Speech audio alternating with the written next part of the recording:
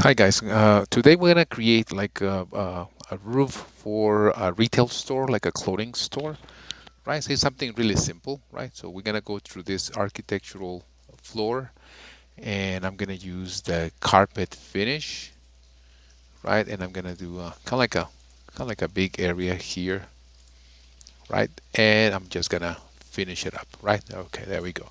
So the next thing here is to grab that same previous floor, edit the boundary, and then let's trace here and split this into four, right? Four sides. Okay, there we go. And here, about here, right? 8 feet uh, corridor.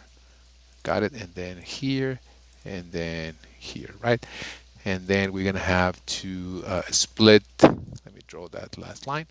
And then we're gonna use the split. So let's modify this by splitting, splitting, splitting, and zooming in and splitting. Okay, now the next thing will be to trim and get these lines to be cutted, right? So we're trying to create a void area, right?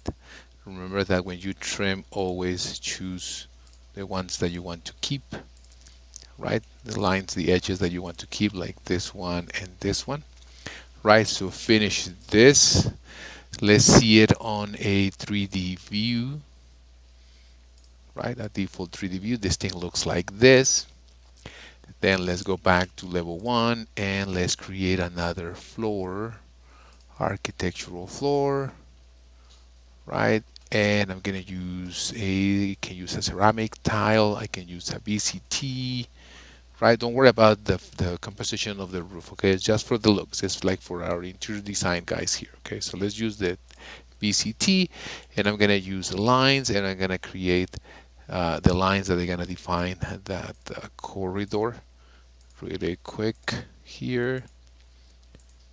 Okay, here, here, here, and here, right? There we go. Let's go to our 3D view. Let's finish this, and you got the two, right? The two different floors, right? Floor number one and floor number two.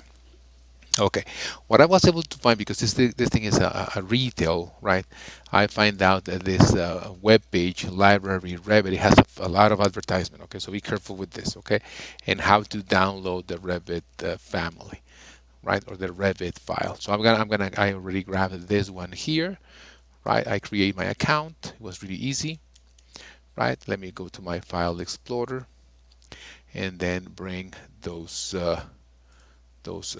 racks. Okay, so I was able to get this rack here and this one here and my round one here, right? So it's just a matter of click and drag, agree with the upgrade, got it, and you got your uh, round rack for your project. Okay, so I'm gonna put a few of those around the corner here. Got it? There we go. Okay, and then I'm gonna bring the other types, right? This one and this one, right? This one. Okay, so same thing, super easy. Click and drag. Agree with the upgrade. It will load it. There we go. It's loading, and we got him. Okay, and I'm gonna have to click on it to leave it there. And I'm gonna bring the last one, right? The other one doesn't have a bottom, right? Okay, let me go back here and let me bring this one without a bottom. Right click and drag, right? It's a little upgrade there. And then I can get this one here. Okay, last one. There we go. Click to place it. I'm gonna hit escape twice. And then we can work on them on this, right? There we go. So then here is like moving them, right? Moving them around. Okay, and you can grab this one and copy it if you want to go to the top view on your 3D view, right? It's a little bit like heavy families, and I will not ask you to use this one because this has a lot of wireframe. So, but still, I can, like, for this right now, I can do this copy, and I can do this one here. Maybe I can do another one, and another one, and another one, and another one, because what I'm going to try to do is I'm going to create a camera, right? I'm going to create a camera, and it's going to be like around here, pointing this way, and we will see those convenient racks, and as well the floors, right? The two different floors here.